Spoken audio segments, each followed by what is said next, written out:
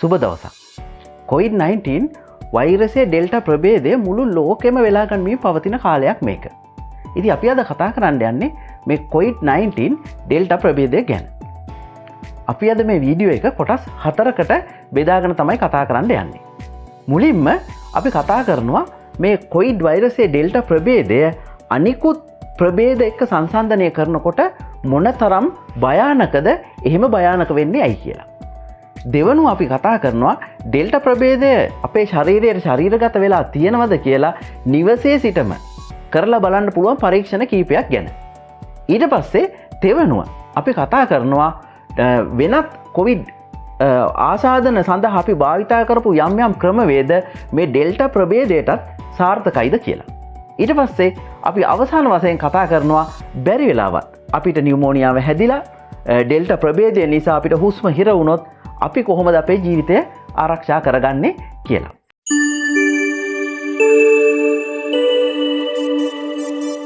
ඉතින් අපි මුලින්ම බලමු මේ ඩෙල්ටා කියන ප්‍රභේදය කොහොමද අනිකුත් වෛරස් ශරීරගත වෙලා අපිට ක්‍රියාත්මක වෙනවට වඩා භයානක වෙන්නේ කියලා. ඉතින් මේකෙදි අපි විශේෂයෙන්ම කතා කරන්න වෙනවා ඩෙල්ටා ප්‍රභේදයේ ශරීරගත වෙන්න බොහොම කෙටි කාලයක් තමයි ගත වෙන්නේ. ඒ වගේම තමයි වාතය හරහා ගමන් කරනවා කියලා අපි පසුගිය සතියේ වීඩියෝ එකෙන්ම මේ ගැන කතා කරා. ඉතින් වාතය හරහා ගමන් කරලා අපේ ශරීර ගත වෙලා තප්පර 15ක් වැනි ඉතා කෙටි කාලයක් තුල මේ ඩෙල්ටා ප්‍රභේදය අපේ පෙනහළු තුලට ආසාදනය වෙන්න පුළුවන්. ඉතින් ඒ වගේම තමයි මේකේ තියෙන අනිත් භයානකම මේ වෛරසය නාසයේ හෝ උගුරේ රැඳෙන්නේ නැතුව කෙලින්ම පෙනහළු වලට යන්න පුළුවන්. ඉතින් නාසයේ හෝ උගුරේ රැඳුනොත් තමයි උගුර ආසාදනය වෙලා අපිට උගුර කැක්කුම ඒ වගේම උණ ගැනෙන්නේ, ඒ වගේ රෝග ලක්ෂණ මතුවෙන්නේ. ඉතින් ඩෙල්ටා ප්‍රභේදයේ තියෙන විශේෂත්වය තමයි බොහෝ දුරට මේ බාහිර රෝග ලක්ෂණ මුලින්ම මතුවෙන්නේ නැහැ. මතුවෙන්නේ නැතුව පෙනහළු ඉක්මනට ආසාදනය කරනවා. ඉතින් පෙනහළු ආසාදනය කරනවා කියන්නේ ඔබට නියුමෝනියාව වැනි තත්ත්වයක් ලක් වෙන්න පුළුවන්. නියුමෝනියාව හැදුනට පස්සේ ඔබට ඔබේ ශ්වසන පද්ධතිය අවහිර කරලා ඔබේ ජීවිතය නැති වෙන්න බොහෝ දුරට ඉඩ තියෙනවා. ඉතින් ඒ නිසා මේ කොවිඩ් ඩෙල්ටා ප්‍රභේදය අනිකුත් ප්‍රභේද වලට වඩා හඳුනගන්නත් අපහසුයි. රෝග ලක්ෂණ, සාමාන්‍ය රෝග ලක්ෂණ මතු කරන්නේ නැහැ, කෙලින්ම නියුමෝනියාව වෙන්නේ. ඒ වගේම තමයි මේ තත්ත්වය ඉතාමත්ම වේගෙන් අපේ ශරීරය තුළ ක්‍රියාත්මක වෙනවා. අනිත් එක තමයි දැනට හොයාගෙන තියෙනවා අනිත් ශෛල අපේ ශරීරය තුළ ක්‍රියාත්මක වෙනවට වඩා 10 ගුණයකින් වර්ධනය වීමක් අපේ පෙනහළු තුළ සිද්ධ වෙනවා කියලා මේ වෛරස් එක. ඉතින් ඒක තමයි මේකේ තියෙන අනික් ඒවාට වඩා තියෙන භයානකකම. ඉතින් ඊළඟට අපි කොහොමද රෝග ලක්ෂණ නැතුව, ඇත්තටම රෝග ලක්ෂණ පෙන්වන්නේ නැහැ නේ මුලින්ම. ඒ නිසා අපි කොහොමද කොවිඩ් ඩෙල්ටා ප්‍රභේදය අපේ ශරීරගත වෙලාද කියලා අපි අඳුරගන්නේ.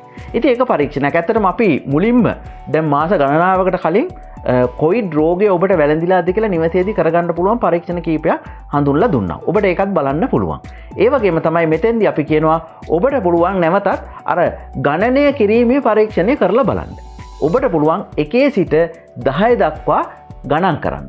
එහෙම 1 සිට 10 දක්වා ගණන් කරනකොට ඔබට අන්තිම ඉලක්කම් ටික කියාගන්න බැරි තරම් මහන්සියක් දැනෙනවා නම් ඔබ සැක කරන්න ඕනේ ඔබට මේ රෝග ලක්ෂණ මතුවෙමින් තියෙනවා කියලා. හැබැයි එහෙම වුණා කියලා මේක කොවිඩ්ම කියලා ඔබ හිතන්න එපා. මොකද මේක එක පරීක්ෂණයක් විතරයි. ඔබ පොඩ්ඩක් සැලකිලිමත් වෙන්න ඕනේ කියන එක තමයි මෙතන කියන්නේ. නැතුව මේක කොවිඩ් හැදුනා කියලා කියන එක නෙමෙයි.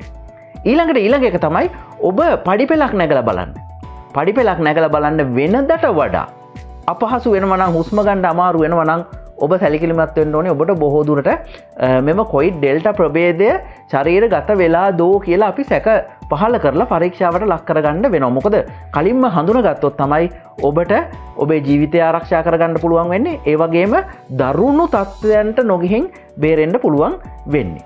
ඊළඟට අනිත් එක තමයි ඔබට පුළුවන් ඔබ සාමාන්‍යයෙන් ගමන් කරන්න මීටර් 100ක් පමණ ඇවිදගෙන ගිහිල්ලා පොඩ වේගය වැඩි කරලා බලන්න පුළුවන්. එහෙම වේගය වැඩි කරලා බලනකොට ඔබට තේරෙයි සමහර වෙලාවට වෙනදට වඩා මහන්සි වෙනවා. වෙනදට වඩා මහන්සි වුණා නම් ඔබ සැලකිලිමත් වෙන්න ඕනේ. ඒ වගේම තමයි අපි ඔබට කියලා දීලා තියෙනවා ශ්වසන අභ්‍යාස. ශ්වසන අභ්‍යාස කරනකොට ඔබ උත්සාහ කරලා බලන්න හොඳ හුස්මක් අරගෙන පපුව තුළ වැඩි වෙලාවක් තියාගන්න පුළුවන්ද කියලා.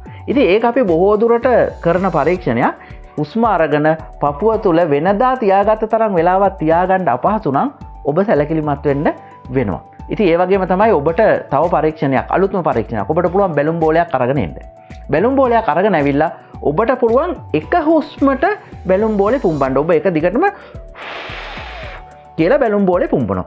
ඒ එක හුස්මට පුම්බන ප්‍රමාණය අඩුම ගානේ මෙන්න මෙච්චර ප්‍රමාණයක්වත් පිම්බෙන්න ඕනේ. එහෙම පිම්බුනොත් ඔබට ප්‍රශ්නයක් නැහැ. එහෙමවත් පුම්බ ගන්න බැරි තරම් ඔබ අපහසුතාවයෙන් ඉන්නවා නම් ඔබේ ශ්වසන පද්ධතියේ යම්කිසි ආසාදනයක් තියෙන්න පුළුවන්. ඒ නිසා මේ පරීක්ෂණ කීපය කරලා බලන්න. ඒ පරීක්ෂණ කීපෙම ඔබ ෆේල් වෙනවා නම් ඔබ අසමත් වෙනවා නම් ඔබට සිද්ධ වෙනවා covid-19 සඳහා පරීක්ෂණයක් කරගන්න. ඉතින් මේක මේ තියෙනවා කියලා ඔබට covid-19 ඩෙල්ටා ප්‍රභේදය වැළඳිලා කියනවා නෙමෙයි. මේ වගේ පරීක්ෂණ කරලා මුලින්ම අපි හොයාගත්තොත් ඔබට මේ භයානක තත්ත්ව වලින් ගැලවෙන්න පුළුවන්. ඉතින් ඒ වගේම තමයි අපි ඊළඟට කතා කරනවා ඔබ සාමාන්‍ය භාවිත ඇත්තටම අපෙන් බොහෝ දෙනෙක් අහපු ප්‍රශ්න කිහිපයක්. නිවැරදිව හිමාලය ඇල්ලුවොත් දවසට දෙපාරක් ඔබට මේ covid-19 ඩෙල්ටා ප්‍රභේදයෙන් ගැලවෙන්න පුළුවන්ද කියන එක. ඉතින් ඇත්තටම හිමාලය අල්ලන එකේ තේරුම තමයි අපි නාසයේ හෝ උගුරේ covid-19 වෛරසය රැඳිලා තියෙනවා නම් මේ උෂ්ණත්වය මත දැඩි උෂ්ණත්වය මත මේක විනාශ කරන්න පුළුවන් කියන විශ්වාසය. මේක විද්‍යාත්මක තහවුරු කරපු දෙයක් නෙමෙයි. එහෙම විශ්වාසයක් සමාජයේ තියෙනවා. ඉතින් මේකෙදි ඇත්තටම පෙනහළු තුලට ගිය වෛරස් අපිට හිමාලය ඇල්ලීමෙන් විනාශ කරන්න බෑ. මොකද පෙනහළු තුලට යනකොට නාසය තුලදී ශරීර උෂ්ණත්වයට ඕනෙම හුස්ම ගන්නා වාතය ඕනෙම අවස්ථාවක ශරීර උෂ්ණත්වයට පහළ දමලා තමයි ඒක ගමන් කරන්නේ. ඒකින්ද පෙනහළු තියෙන වෛරස් විනාශ කරන්න බෑ හිමාලය තුලින් උගුරේ සහ නාසයේ තියෙන දේ පමණයි. නමුත් මේ covid-19 ඩෙල්ටා ප්‍රභේදය බොහෝ දුරට උගුරේ සහ නාසයේ රැඳෙන්නේ නැතුව හැකි ඉක්මනින් තප්පර 15ක් වගේ කෙටි කාලයක් තුල පෙනහළු වලට ගිහලා පෙනහළු ආසාදනය කරනවා. ඒ නිසා අපිට මේ වගේ නිවසේදී කරන යම් ප්‍රතිකර්ම මගින් covid-19 ඩෙල්ටා ප්‍රභේදයෙන් ගැලවෙන්න නම් අපහසුයි. ඒ නිසා අපි අනිවාර්යයෙන්ම පරිස්සම් වෙන්න සිද්ධ වෙනවා. ඉතින් ඊළඟට අපි අවසාන වශයෙන් කතා කරනවා අපිට බැරි වෙලාවක් covid-19 වැළඳුණා. ඩෙල්ටා ප්‍රභේදය වැළඳුණා.